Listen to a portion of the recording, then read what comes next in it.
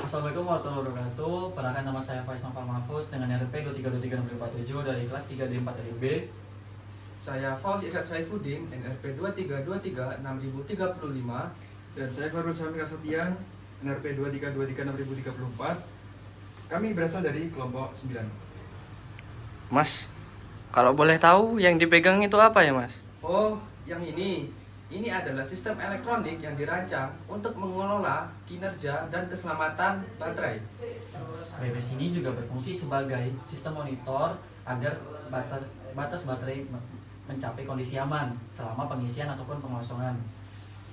Dengan cara mengukur parameter penting seperti arus, tegangan, dan kapasitas penyimpanan energi. Untuk cara kerjanya gimana ya, Mas? Oke, Mas penasaran? Mari kita tengok di video selanjutnya. Selanjutnya kami akan menjelaskan beberapa komponen yang ada di BMS ini. Yang pertama yaitu ada IC 1, yaitu IC STM32G0630K8T. IC ini adalah IC utama yang menjadi otak dari seluruh sistem baterai monitoring control, yang fungsinya sebagai membaca data sensor seperti tegangan, arus, dan suhu melalui ADC. Kemudian mengolah data mentoring seperti state of change dan proteksi. Kemudian ada IC2. Nah, IC2 di sini yaitu adalah 117 kCW yang berfungsi sebagai regulator LDO, low drop out, yang berfungsi mengubah tegangan input biasanya 5 volt atau 12 volt menjadi 3,3 volt yang stabil. Fungsi utamanya yaitu menyediakan supply 3,3 volt untuk mikrokontrol STM32 dan menjaga tegangan tetap stabil. Kemudian ada IC4 bertempat di sini yang bertipe ACS712 ELC. Ini adalah sensor arus yang berbasis efek Hall dengan kapasitas pengukuran di kurang lebih 5 ampere. Fungsinya yaitu mengukur arus masuk ke baterai saat charging dan bisa mengukur arus keluar dari baterai saat discharging. Kemudian akan memberikan sinyal output analog ke mikrokontrol. Yang terakhir yaitu ada IC Synluida XL3085. Komponen ini adalah driver atau power switch yang biasanya digunakan untuk mengendalikan atau bisa jadi sebagai penguat sinyal dari RX-TX yang sudah melemah.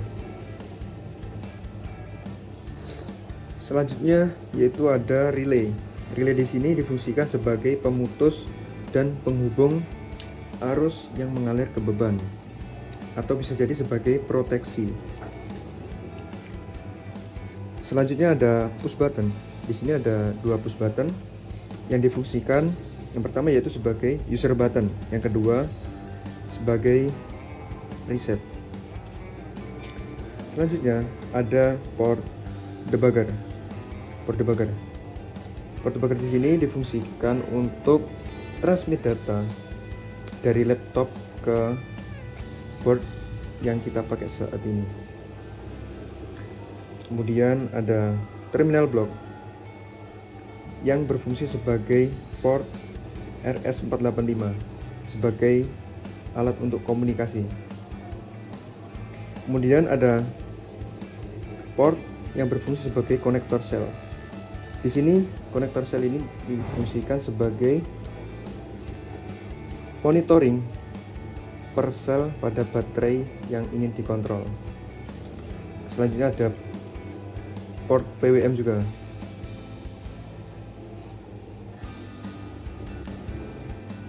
Selanjutnya ada resistor SMD. Kemudian ada kapasitor dan ada fuse dan ada juga LED sebagai LED indikator. Bisa difungsikan sebagai indikator. Selanjutnya ada seperti baterai. Nah, baterai di sini yaitu sebagai baterai yang dikontrol. Kita menggunakan baterai 3,7 volt 1200 mAh. Kemudian ada USB TTL RS455 di sini, yaitu sebagai port yang menghubungkan antara laptop dan board yang kita gunakan sekarang. Kemudian ada ST-Link. ST-Link di sini difungsikan sebagai transmit data dari laptop menuju ke pin debugger yang ada di modul ini. Yang terakhir ada beban lampu. Beban lampu di sini yaitu sebagai beban untuk penguras baterai, sehingga kita bisa memonitoring baterai antara discharge dan kondisi charge. Kali ini saya akan menjelaskan apa aja sih yang ada di bagian motret di baterai monitoring system ini. Oke, ada beberapa poin, itu ada voltage, LED indikator, battery health, information dan setting. Oke, yang pertama voltage. Di voltage tuh ada beberapa poin, yaitu yang pertama total V baterai. Total V baterai ini adalah total dari phase cell 1 hingga phase cell 3. Jadi ketika phase cell 1 bernilai 10, phase cell 3-nya bernilai 10, phase cell 2-nya bernilai 10. Jadi di total V baterainya adalah 30 sesuai dengan keluaran phase cell 1, 2, dan 3.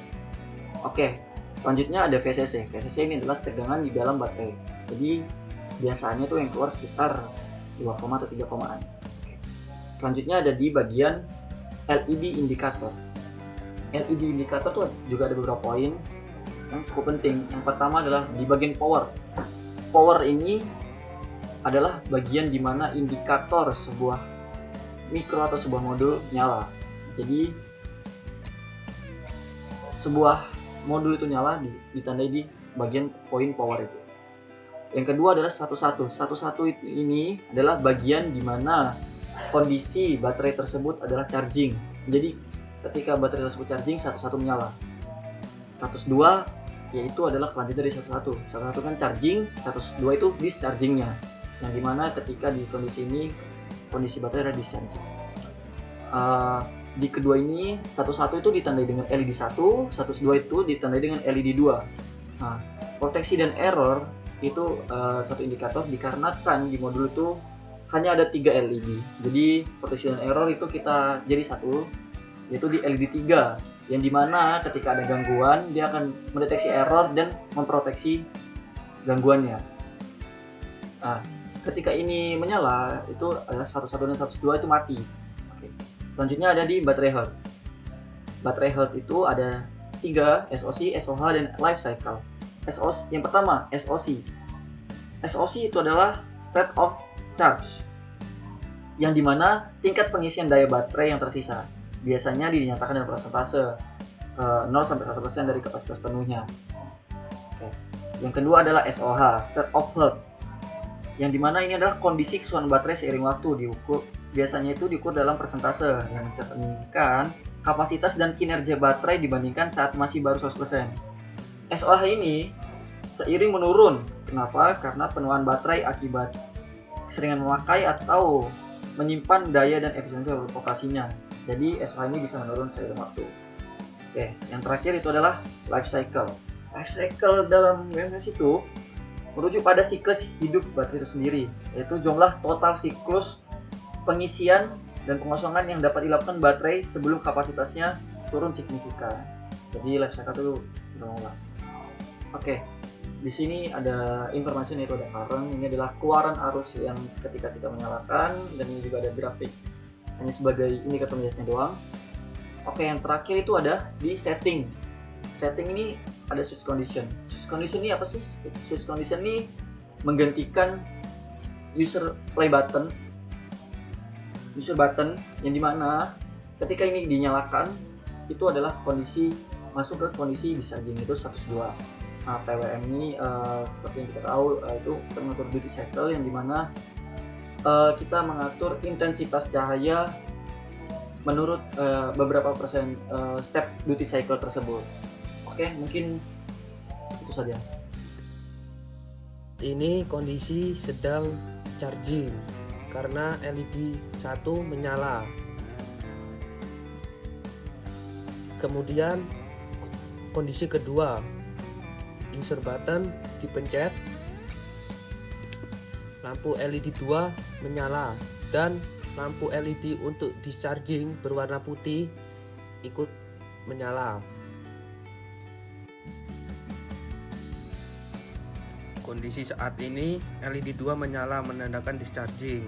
Pada saat baterai disentuh maka LED 3 menyala atau sistem memproteksi dikarenakan baterai melebihi tegangan nominal yaitu 3,3 volt, yang dimana baterai sekarang 5 volt.